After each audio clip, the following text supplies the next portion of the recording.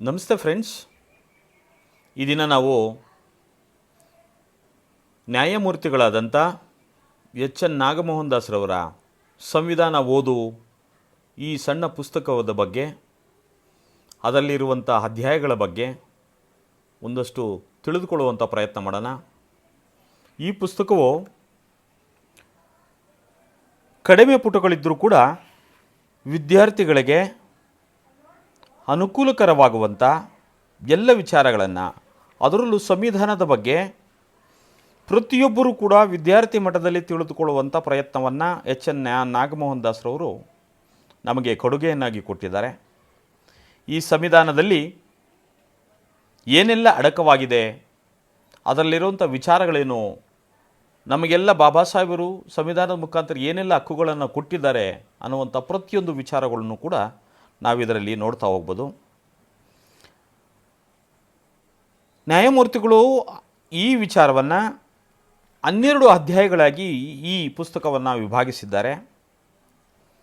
ಮೊದಲನೆಯದಾಗಿ ಸಾಮಾಜಿಕ ಮತ್ತು ಆರ್ಥಿಕ ವ್ಯವಸ್ಥೆಗಳು, ಎರಡನೇದಾಗಿ ಸಂವಿಧಾನಗಳ ಉಗಮ, ಮೂರನೇದಾಗಿ ಭಾರತ ದೇಶ, ನಾಲ್ಕನೇದಾಗಿ ಭಾರತದ ಸ್ವಾತಂತ್ರ್ಯ ಹೋರಾಟ, ಐದನೇದಾಗಿ ಭಾರತದ ಸಂವಿಧಾನ ರಚನೆ, ಆರನೇದಾಗಿ ನಮ್ಮ ಸಂವಿಧಾನದಲ್ಲಿ ಏನಿದೆ, ಏಳನೇದಾಗಿ ಸಂವಿಧಾನದ ಮೂಲ ತತ್ವಗಳು, ಎಂಟನೇದಾಗಿ ಸಂವಿಧಾನಕ್ಕೆ ತಿದ್ದುಪಡಿಗಳು, ಒಂಬತ್ತನೇದು ಗಣರಾಜ್ಯ ಭಾರತದ ಸಾಧನೆಗಳು, ಹತ್ತನೇದಾಗಿ ನಮ್ಮ ಮುಂದಿರುವ ಸವಾಲುಗಳು, ಹನ್ನೊಂದನೇದಾಗಿ ಮುಂದಿನ ದಾರಿ, ಕೊನೆಯದಾಗಿ 12ನೇದಾಗಿ ನಾವು ಸಂವಿಧಾನವನ್ನು ರಕ್ಷಿಸಿದರೆ ಸಂವಿಧಾನ ನಮ್ಮನ್ನು ರಕ್ಷಿಸುತ್ತದೆ ಅನ್ನುವಂಥ ಒಂದು ಅಭಿಯಾನದ ಮುಖಾಂತರ ಸಂವಿಧಾನ ಓದು ವಿದ್ಯಾರ್ಥಿಗಳಿಗೆ ಅನುಕೂಲವಾಗುವಂಥ ಒಂದು ವಿಚಾರವನ್ನು ಮುಂದಿಟ್ಟುಕೊಂಡು ಮಾಡಿದ್ದಾರೆ. ಈ ವಿಚಾರದಲ್ಲಿ ನಾನು ನೇರವಾಗಿ ಬೇರೆ ಬೇರೆ ದೇಶಗಳಲ್ಲಿ, ಪ್ರಪಂಚದಲ್ಲಿ ಇರುವಂಥ ಅನೇಕ ದೇಶಗಳು ಸಂವಿಧಾನವನ್ನು ಯಾವ ರೀತಿ ಬಳಸ್ಕೊಂಡ್ರು, ಯಾವ ರೀತಿ ಹುಟ್ಟಾಕ್ಕೊಂಡ್ರು ತಮಗೆ ತಾವೇ ಅನ್ನುವಂಥ ವಿಚಾರವನ್ನು ಮುಂದೆ ತಗೊಂಡು ತದನಂತರ ನಾವು ಈ ಪುಸ್ತಕದಲ್ಲಂಥ ಬೇರೆ ವಿಚಾರಗಳನ್ನು ನೋಡೋಣ. ಮೊದಲನೇದಾಗಿ ಸಂವಿಧಾನಗಳ ಉಗಮ. ಸಂವಿಧಾನ ಈ ದೇಶಕ್ಕೆ ಎಷ್ಟು ಮುಖ್ಯವಾಗುತ್ತೆ ಅನ್ನುವಂಥ ವಿಚಾರವನ್ನು ಮನಗಂಡಂಥ ಎಲ್ಲರೂ ಕೂಡ ಸಂವಿಧಾನವು ಈ ದೇಶವನ್ನು ಆಳುತ್ತದೆ ಅನ್ನುವಂಥ ಪರಿಕಲ್ಪನೆಯಲ್ಲೇ ಸಂವಿಧಾನವನ್ನು ಎಲ್ಲ ರಾಷ್ಟ್ರಗಳು ಮಾಡಿಕೊಂಡಿದೆ. ಹೀಗೆ ಸಂವಿಧಾನಗಳು ಬೇರೆ ಬೇರೆ ದೇಶಗಳಲ್ಲಿ ಯಾವ ರೀತಿ ಹುಟ್ಕೊಂಡವು, ಅದರಲ್ಲಿ ಏನೆಲ್ಲ ಅಳವಡಿಸ್ಕೊಂಡ್ರು ಅನ್ನುವಂಥ ವಿಚಾರವನ್ನು ನಾವು ನೋಡ್ತಾ ಹೋಗೋಣ. ಈಗ ಸಂವಿಧಾನಗಳ ಭಾಗ ಎರಡನೇದಾದಂಥ ಸಂವಿಧಾನಗಳ ಉಗಮವನ್ನು ಓದ್ತೇನೆ. ದಯವಿಟ್ಟು ಸಮಯದಿಂದ ಒಂದಷ್ಟು ಕೇಳಿಸ್ಕೊಳ್ಳಿ. ಸಂವಿಧಾನದ ಓದು. ಯಾವ ದೇಶವು ಸ್ವತಂತ್ರವಾಗಿದ್ದು ಲಿಖಿತ ಸಂವಿಧಾನವನ್ನು ಹೊಂದಿದ್ದು ಅದರಂತೆ ರಾಜ್ಯದ ಆಡಳಿತವನ್ನು ನಡೆಸುತ್ತದೆಯೋ ಅಂಥ ದೇಶವನ್ನು ಗಣರಾಜ್ಯವೆಂದು ಕರೆಯಲಾಗುತ್ತದೆ. ಸಮಾಜದ ಈವರೆಗಿನ ಲಿಖಿತ ಚರಿತ್ರೆಯು ಪರಸ್ಪರ ವಿರೋಧಿ ವರ್ಗಗಳ ನಡುವಿನ ಸಂಘರ್ಷದ ಕಥೆಯಾಗಿದೆ. ಈ ಸಂಘರ್ಷವು ಒಂದು ಸಾಮಾಜಿಕ ವ್ಯವಸ್ಥೆಯು ನಶಿಸಿ ಬೇರೊಂದು ವ್ಯವಸ್ಥೆಯ ಅಸ್ತಿತ್ವಕ್ಕೆ ಬರಲು ಕಾರಣವಾಗುತ್ತದೆ. ಹೀಗೆ ಗುಲಾಮಗಿರಿ ಸಮಾಜವು ಸಾಮಂತಶಾಹಿ ಸಮಾಜವು ಬಂಡವಾಳಶಾಹಿ ಸಮಾಜಕ್ಕೆ ದಾರಿ ಮಾಡಿಕೊಟ್ಟವು. ಜಗತ್ತಿನ ಒಂದು ಭಾಗದಲ್ಲಿ ಬಂಡವಾಳಶಾಹಿ ಪದ್ಧತಿ ಜಾರಿಯಲ್ಲಿರುವಾಗಲೇ ಮತ್ತೊಂದು ಭಾಗದಲ್ಲಿ ಸಮಾಜವಾದಿ ವ್ಯವಸ್ಥೆ ಜಾರಿಗೆ ಬಂದಿತು. ಇಂದು ಜಗತ್ತಿನ ಬಹುಪಾಲು ದೇಶಗಳಲ್ಲಿ ಬಂಡವಾಳಶಾಹಿ ಪದ್ಧತಿ ಜಾರಿಯಲ್ಲಿದ್ದರೆ ಕೆಲವೇ ದೇಶಗಳಲ್ಲಿ ಸಮಾಜವಾದಿ ವ್ಯವಸ್ಥೆ ಜಾರಿಯಲ್ಲಿದೆ. ಉದಾಹರಣೆಗೆ ಚೀನಾ, ಕ್ಯೂಬಾ, ಲಾವೋಸ್ ಮತ್ತು ವಿಯೆಟ್ನಾಂ. ಪ್ರಜಾಪ್ರಭುತ್ವ ಮತ್ತು ಸಮಾಜವಾದ ಎಂಬ ರಾಜಕೀಯ ವ್ಯವಸ್ಥೆಗಳಲ್ಲಿ ಜನರ ನಡುವಿನ ಆರ್ಥಿಕ, ಸಾಮಾಜಿಕ ಹಾಗೂ ರಾಜಕೀಯ ಸಂಬಂಧಗಳನ್ನು ನಿಯಂತ್ರಿಸುವ ಕೆಲಸವನ್ನು ಪ್ರಭುತ್ವ ನಿರ್ವಹಿಸುತ್ತದೆ. ಪ್ರಭುತ್ವಕ್ಕೆ ತನ್ನ ಅಧಿಕಾರ ಚಲಾಯಿಸಲು ಕೆಲವು ನಿಯಮಗಳ ಮತ್ತು ಕಾನೂನುಗಳ ಅಗತ್ಯವಿದೆ ಎಂದು ಕಂಡುಬಂತು.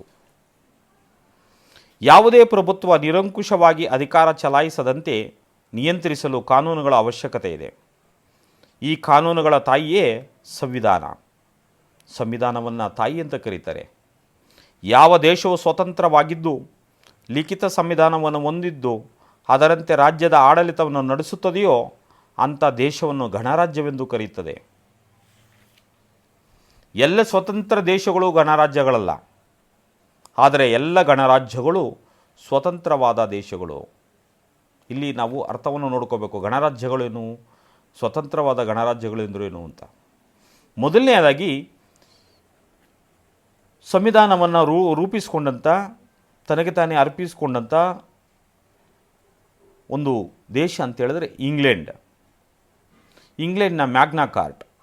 13ನೇ ಶತಮಾನದ ಪ್ರಾರಂಭದಲ್ಲಿ ಇಂಗ್ಲೆಂಡಿನ ದೊರೆ ಕಿಂಗ್ ಜಾನ್ ಮತ್ತು ಅಲ್ಲಿನ ಜಹಾಗೀರುದಾರರಿಗೆ ನಡೆದ ಸಂಘರ್ಷದ ಫಲವಾಗಿ ಜಗತ್ತಿನ ಮೊದಲನೇ ಸಂವಿಧಾನವೆಂದು ಕರೆಯಲ್ಪಡುವ ಮ್ಯಾಗ್ನಾ ಕಾರ್ಟ್ ಕ್ರಿಸ್ತಶಕ 1215ರಲ್ಲಿ ರಚನೆಯಾಯಿತು. ಇಡೀ ಪ್ರಪಂಚದ ಜಗತ್ತದ ಮೊದಲ ಸಂವಿಧಾನ ಅಂತ ಕರೆಯಲ್ಪಡುವ ಸಂವಿಧಾನ ಮ್ಯಾಗ್ನಾ ಕಾರ್ಟ್ ಕ್ರಿಸ್ತಶಕ 1215ರಲ್ಲಿ ರಚನೆಯಾಯಿತು. ನ್ಯಾಯಾಂಗದ ದಂತಕಥೆ ಎಂದು ಕರೆಯಲ್ಪಡುವ ಇಂಗ್ಲೆಂಡಿನ ನ್ಯಾಯಮೂರ್ತಿ ಲಾರ್ಡ್ ಡೆನ್ನಿಂಗ್ ಮ್ಯಾಗ್ನಾ ಕಾರ್ಟನ್ನು ಎಲ್ಲ ಕಾಲದ ಶ್ರೇಷ್ಠ ಸಾಂವಿಧಾನಿಕ ದಾಖಲೆ, ನಿರಂಕುಶ ಪ್ರಭುವಿನ ಶ್ರೇಷ್ಠಾಚಾರದ ಎದುರು ವ್ಯಕ್ತಿ ಸ್ವಾತಂತ್ರ್ಯದ ಅಡಿಪಾಯ ಎಂದು ಬಣ್ಣಿಸುತ್ತಾರೆ.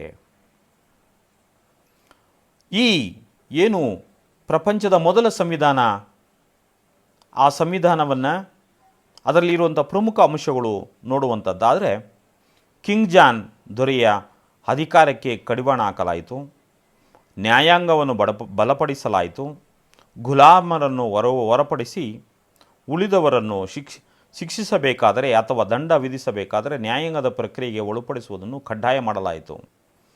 ಜಹಾಗೀರುದಾರರಿಗೆ ಕೆಲವು ರಾಜಕೀಯ ಹಕ್ಕುಗಳನ್ನು ನೀಡಲಾಯಿತು. 5ನೇದಾಗಿ ಜನರ ನ್ಯಾಯದ ಹಕ್ಕನ್ನು ಯಾರಿಗೂ ಮಾರಾಟ ಮಾಡುವುದಿಲ್ಲ, ವಿಳಂಬ ಮಾಡುವುದಿಲ್ಲ ಹಾಗೂ ನಿರಾಕರಿಸುವುದಿಲ್ಲ ಎಂದು ಘೋಷಿಸಲಾಯಿತು. ಇನ್ನು 2ನೇದು ಸಂವಿಧಾನವನ್ನು ಅಳವಡಿಸಿಕೊಂಡಂಥ ದೇಶ ಆದರೆ ಅಮೇರಿಕದ ಸಂವಿಧಾನ. 1776ರಲ್ಲಿ ನಡೆದ ಅಮೇರಿಕ ದೇಶದ ಮಹಾನ್ ಕ್ರಾಂತಿಯ ಮಹಾನ್ ಘೋಷಣೆ ಎಂದರೆ ಎಲ್ಲ ಮನುಷ್ಯರನ್ನು ಸಮಾನವಾಗಿ ಸೃಷ್ಟಿಸಲಾಗಿದೆ. All men are created equally. ಈ ಕ್ರಾಂತಿಯ ನಂತರ ಅಮೇರಿಕದ ಎಲ್ಲ ರಾಜ್ಯಗಳು ಮತ್ತು ಸಂವಿಧಾನಗಳನ್ನು ರಚಿಸಿಕೊಂಡವು. ನಂತರದ ದಿನಗಳಲ್ಲಿ ಅಮೇರಿಕ ಸಂಯುಕ್ತ ಸಂಸ್ಥಾನದ ಸಂವಿಧಾನವು ರಚನೆಯಾಯಿತು. ಈ ಸಂವಿಧಾನದ ಮುಖ್ಯಾಂಶಗಳೆಂದರೆ, ಅಮೇರಿಕ ಸಂವಿಧಾನದಲ್ಲಿ ಇರುವಂಥ ಪ್ರಮುಖ ಅಂಶಗಳು ಏನು ಅಂತ ಅನ್ನೋದನ್ನು ನೋಡೋಣ. ಮೊದಲನೇದಾಗಿ ಅಮೇರಿಕ ದೇಶದಲ್ಲಿ ವಸಾಹತುಶಾಹಿ ಪದ್ಧತಿ ರದ್ದುಪಡಿಸುವಿಕೆ, ಪ್ರಜಾಪ್ರಭುತ್ವವೆಂಬ ರಾಜಕೀಯ ವ್ಯವಸ್ಥೆಯನ್ನು ಸ್ಥಾಪನೆ, ಶಾಸಕಾಂಗ, ಕಾರ್ಯಾಂಗ, ನ್ಯಾಯಾಂಗವೆಂಬ ಪ್ರತ್ಯೇಕ ಮತ್ತು ಸ್ವತಂತ್ರ ಆಡಳಿತಾಂಗಗಳ ರಚನೆ. 4ನೇದಾಗಿ ರಾಜಕೀಯ ಹಕ್ಕುಗಳಾದ ವಾಕ್ ಸ್ವಾತಂತ್ರ್ಯ, ಧಾರ್ಮಿಕ ಸ್ವಾತಂತ್ರ್ಯ, ವೃತ್ತಿ ಸ್ವಾತಂತ್ರ್ಯ, ವಾಸಸ್ಥಳದ ಸ್ವಾತಂತ್ರ್ಯ, ಸಂಚರಿಸುವ ಸ್ವಾತಂತ್ರ್ಯ ಇತ್ಯಾದಿಗಳ ಘೋಷಣೆ. ಆದರೆ ಇಲ್ಲಿ ಗಮನಿಸಬೇಕಾದ ವಿಚಾರವೆಂದರೆ, ಸಂವಿಧಾನದ ಹೊರತಾಗಿಯೂ ಅಮೇರಿಕಾದಲ್ಲಿ ಗುಲಾಮ ಪದ್ಧತಿ, ವರ್ಣಭೇದ, ವರ್ಗಭೇದ, ಲಿಂಗಭೇದ ಇತ್ಯಾದಿ ಅಸಮಾನತೆಗಳು ಮುಂದುವರೆದವು. ಇನ್ನು 3ನೇದಾಗಿ ಫ್ರಾನ್ಸ್ನ ಸಂವಿಧಾನ. ಫ್ರೆಂಚ್ ಮಹಾಕ್ರಾಂತಿಯು 1789ರಲ್ಲಿ ಪ್ರಾರಂಭವಾಗಿ 1799ರಲ್ಲಿ ಕೊನೆಗೊಂಡಿತು. ಈ ಕ್ರಾಂತಿಯ ಮಹಾನ್ ಘೋಷಣೆ ಎಂದರೆ ಸ್ವಾತಂತ್ರ್ಯ, ಸಮಾನತೆ ಮತ್ತು ಸೋದರತ್ವ, ಲಿಬರ್ಟಿ, ಫ್ರೆಟರ್ನಿಟಿ ಆ್ಯಂಡ್ ಈಕ್ವಾಲಿಟಿ. ಈ ಕ್ರಾಂತಿಯ ಪರಿಣಾಮವಾಗಿ ರೂಪುಗೊಂಡು ಕಾನೂನುಗಳೆಂದರೆ ರಾಜರ ಮತ್ತು ಪಾಳೆಗಳ ಆಳ್ವಿಕೆ ರದ್ದು, ಚುನಾಯಿತ ಸರ್ಕಾರಗಳು ಅಶುತ್ವಕ್ಕೆ, ಪಾಳ್ಯಗಾರರಿಗೆ ಮತ್ತು ಕ್ರೈಸ್ತ ದೇವಾಲಯಗಳು ಕೊಡಬೇಕಾದ ಸಾಲ ಮನ್ನಾ, ರಾಜವಂಶಸ್ಥರು ಮತ್ತು ಕ್ರೈಸ್ತ ದೇವಗಳಿಗೆ ಸೇರಿದ ಭೂಮಿಯ ರಾಷ್ಟ್ರೀಕರಣ, ಖಾಸಗಿ ಕಂದಾಯ ವಸೂಲಾತಿ ಪದ್ಧತಿ ರದ್ದು, ಜನಸಾಮಾನ್ಯರಿಗೆ ರಾಜಕೀಯ ಹಕ್ಕುಗಳ ವಿಸ್ತರಣೆ. ಅಂದರೆ ಫ್ರಾನ್ಸ್ನ ಸಂವಿಧಾನದಲ್ಲಿ ಬಹಳ ಮುಖ್ಯವಾದಂಥ ಪ್ರಮುಖವಾದಂಥ ಅಂಶಗಳು ನಮಗೆ ದೊಡ್ಡ ಮಟ್ಟದಲ್ಲಿ ಕಾಣಸಿಗ್ತದೆ. ಅದು ಏನಂತ ಹೇಳಿದ್ರೆ, ರಾಜವಂಶಸ್ಥರು ಮತ್ತು ಕ್ರೈಸ್ತ ಸಮುದಾಯಗಳಿಗೆ ಸೇರಿದ ಭೂಮಿಯ ರಾಷ್ಟ್ರೀಕರಣ ಮಾಡುವಂಥದ್ದು. ಇದು ಇಡೀ ಫ್ರಾನ್ಸ್ನ ಬದಲಾವಣೆಗೆ ತಂದಂಥ ಒಂದು ಪ್ರಮುಖ ಅಂಶಗಳಾಗಿರ್ತದೆ. ಇನ್ನು 4ನೇದಾಗಿ ಸೋವಿಯತ್ ರಷ್ಯಾದ ಸಂವಿಧಾನ. 1917ರಲ್ಲಿ ನಡೆದ ರಷ್ಯಾ ಕ್ರಾಂತಿಯು ಜಗತ್ತಿಗೆ ನೀಡಿದ ಮಹಾನ್ ಘೋಷಣೆ, ಸಾಮರ್ಥ್ಯಕ್ಕೆ ಅನುಸಾರವಾಗಿ ದುಡಿಯಬೇಕು, ಅಗತ್ಯಕ್ಕೆ ಅನುಸಾರವಾಗಿ ಗಳಿಸಬೇಕು. Each according to one's ability, each according to one's need. ಸಾಮರ್ಥ್ಯಕ್ಕೆ ಅನುಸಾರವಾಗಿ ದುಡಿಯಬೇಕು, ಅಗತ್ಯ ಅನುಸಾರವಾಗಿ ಗಳಿಸಬೇಕು ಎನ್ನುವಂಥ ಘೋಷಣೆಯೊಂದಿಗೆ ರಷ್ಯಾ ದೇಶದ ಈ ಕ್ರಾಂತಿ ಜಗತ್ತಿನ ಚಿಂತನೆಯನ್ನು ಬದಲಾಯಿಸಿತು. ಈ ಕ್ರಾಂತಿಯ ಪರಿಣಾಮವಾಗಿ ಅನೇಕ ಅಂಶಗಳು ರೂಢಿಗೆ ಬಂತು. ಅದರಲ್ಲಿ ಮೊದಲನೆಯದಾಗಿ ಝಾರ್ ದೊರೆಗಳ ಆಡಳಿತ ಕೊನೆಗೊಂಡು ಜಗತ್ತಿನಲ್ಲಿ ಮೊದಲ ಬಾರಿಗೆ ಕಾರ್ಮಿಕರ ಮುಖಂಡತ್ವದ ಸಮಾಜವಾದಿ ಸರ್ಕಾರ ಅಧಿಕಾರಕ್ಕೆ ಬಂತು. ಸಮಾಜವಾದಿ ಸಂವಿಧಾನ ರಚನೆಯಾಯಿತು. ರಾಜ್ಯವೆಂದರೆ ದೇಶದ ಗಡಿಯ ರಕ್ಷಣೆ, ವಿಸ್ತರಣೆ ಮತ್ತು ಒಳದಂಗೆಗಳ ನಿಯಂತ್ರಣ ಎಂಬ ವ್ಯಾಖ್ಯಾನ ಮರುಪರಿಶೀಲನೆಗೆ ಗುರಿಯಾಗಿ ಜನರ ಕನಿಷ್ಠ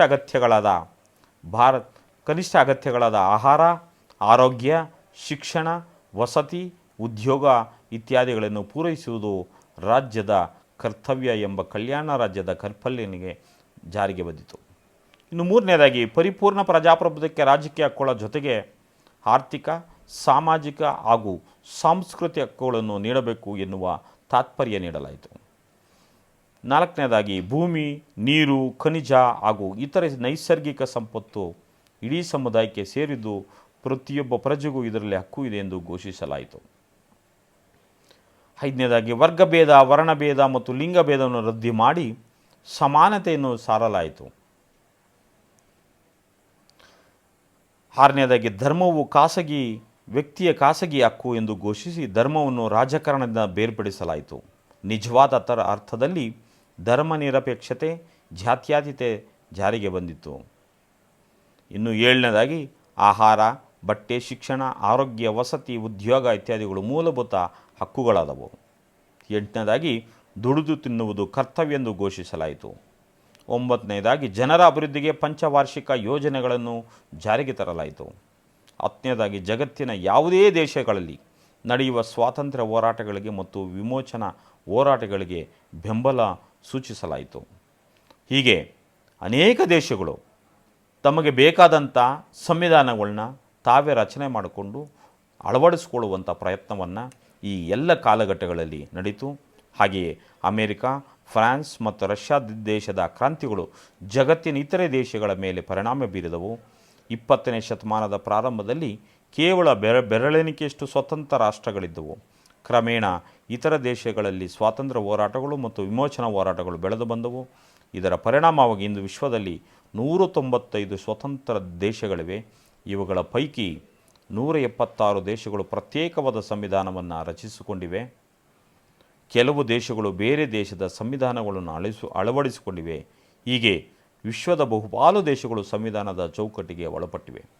ಹೀಗೆ ನಾವು ಪ್ರೊಫೆಸರ್ ನ್ಯಾಯಮೂರ್ತಿಗಳಾದಂಥ ಎಚ್.ಎನ್. ನಾಗಮೋಹನ್ ದಾಸ್ರವರ ಸಂವಿಧಾನ ಓದು ಅನ್ನುವಂಥ ಪುಸ್ತಕದಲ್ಲಿ 2ನೇ ಭಾಗದಲ್ಲಿರುವಂಥ ಸಂವಿಧಾನಗಳ ಉಗಮ ಅನ್ನುವಂಥ ವಿಚಾರವನ್ನು ಇದನ್ನು ನಾವು ತಿಳ್ಕೊಂಡಿದ್ದೇವೆ.